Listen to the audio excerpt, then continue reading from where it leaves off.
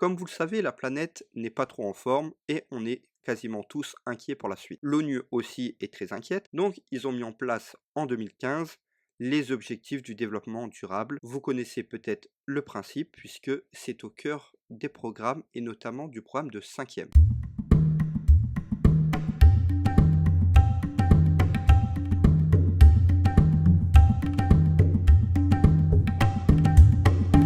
Dans un premier temps, qu'est-ce que les ODD? Donc les ODD, c'est 17 objectifs globaux conçus pour éradiquer la pauvreté, protéger la planète et garantir la prospérité pour tous d'ici 2030. On a intérêt de s'inquiéter parce que c'est de plus en plus proche.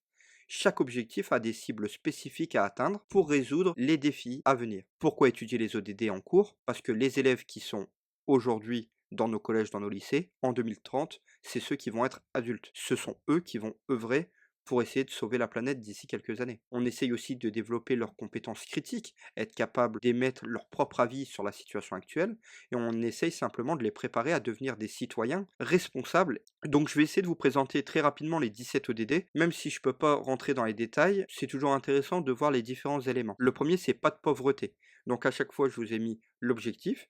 Ici, l'objectif, c'est de lutter contre la pauvreté sous toutes ses formes et partout dans le monde. Et je vous ai mis un exemple d'action dans un pays. Ici, pour lutter contre la pauvreté, le Brésil a mis en place ce qu'on appelle la Bolsa Familia, c'est-à-dire que c'est une prime, une aide financière donnée aux familles les plus pauvres pour les aider à sortir de la pauvreté. L'objectif 2, c'est fin zéro. L'objectif, c'est de mettre fin à la faim, assurer la sécurité alimentaire pour tous et développer une agriculture durable. Donc là, l'exemple, c'est en Inde. En Inde, on a mis en place un programme pour fournir notamment du riz aux familles les plus pauvres. Le troisième objectif, c'est bonne santé et bien-être. L'objectif ici, c'est d'assurer la santé et le bien-être pour tous à tout âge. Et je vous ai mis un exemple au Rwanda, puisque le Rwanda est mis en avant notamment en Afrique pour sa politique au niveau de la santé. C'est le pays qui a la meilleure couverture santé en Afrique. 98% de la population qui est couverte. Objectif numéro 4, éducation de qualité, assurer à tous une éducation de qualité. Donc là, je vous ai pris l'exemple de la Finlande, où j'aurais pu prendre n'importe quel pays scandinave qui investissent beaucoup d'argent et qui essayent de développer une éducation de haute qualité. Le cinquième objectif, c'est l'égalité entre les sexes. L'objectif, c'est de parvenir à une égalité entre les sexes. J'ai encore choisi de mettre en avant les pays scandinaves avec un exemple, le congé paternité. Vous voyez que la Suède, le Danemark, la Finlande sont les pays qui offrent le congé paternité les plus longs, ce qui permet aux pères de s'investir plus dans l'éducation, dans le développement de leur enfant, et donc ça permet une meilleure égalité, notamment au niveau de l'éducation des enfants. Le sixième objectif, c'est eau propre et assainissement, garantir à tous l'accès à l'eau. J'ai pris cette fois-ci l'exemple de Singapour, qui est l'un des pays qui recycle le plus d'eau, et l'eau qui est recyclée, elle est très très propre, et donc c'est l'une des eaux les plus propres au monde. Le septième objectif, c'est énergie propre et d'un coût abordable. Là, l'objectif, c'est de garantir à tous l'accès à des services énergétiques fiables et durables. Cette fois-ci, je vous ai pris l'exemple de l'Allemagne, même s'il y a débat en Allemagne. Ils ont rouvert dernièrement leurs usines de charbon, notamment à cause de la guerre en Ukraine. Mais si vous regardez depuis l'an 2000, l'Allemagne ne cesse de progresser en termes d'électricité renouvelable créée. Huitième objectif, travail décent et croissance économique. Promouvoir une croissance économique soutenue et un travail décent pour tous, c'est assez vague, c'est difficile de trouver des exemples concrets. J'ai trouvé quelques exemples, notamment en Corée du Sud. La Corée du Sud qui est un pays où on a mis en place beaucoup de programmes de formation et de réinsertion professionnelle pour permettre justement aux gens d'accéder plus facilement à l'emploi. L'objectif numéro 9, industrie, innovation et infrastructure. Ici, l'objectif, c'est de bâtir une infrastructure résiliente et promouvoir une industrialisation durable. C'est l'exemple par exemple du Japon qui est le pays qui investit le plus massivement dans la recherche et dans le développement. Le dixième objectif, c'est réduire les inégalités entre les pays et en leur sein. Je vous ai pris encore une fois l'exemple de la Norvège, un pays scandinave puisqu'ils sont assez en avance. La Norvège a par exemple mis en place des politiques fiscales redistributives pour réduire les inégalités de revenus.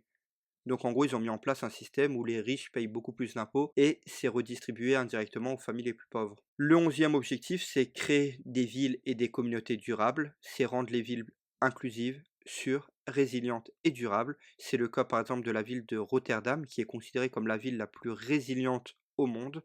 C'est donc un exemple qui vient des Pays-Bas. Douzième objectif, consommation et production responsable, c'est assurer des modes de consommation et de production durables.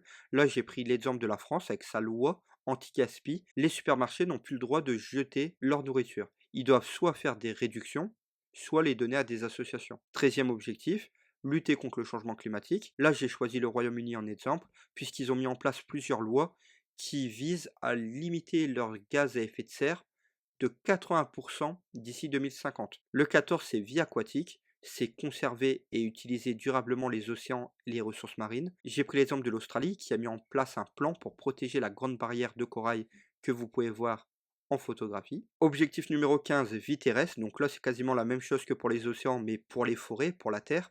Lutter contre la désertification, protéger la biodiversité, protéger les forêts. Et donc là, j'ai pris l'exemple du Costa Rica. Le Costa Rica qui a décidé de retransformer une partie du pays en forêt. Enfin, avant-dernier, objectif numéro 16, paix, justice et institutions efficaces. C'est un peu flou, mais l'idée c'est de promouvoir des sociétés pacifiques et inclusives.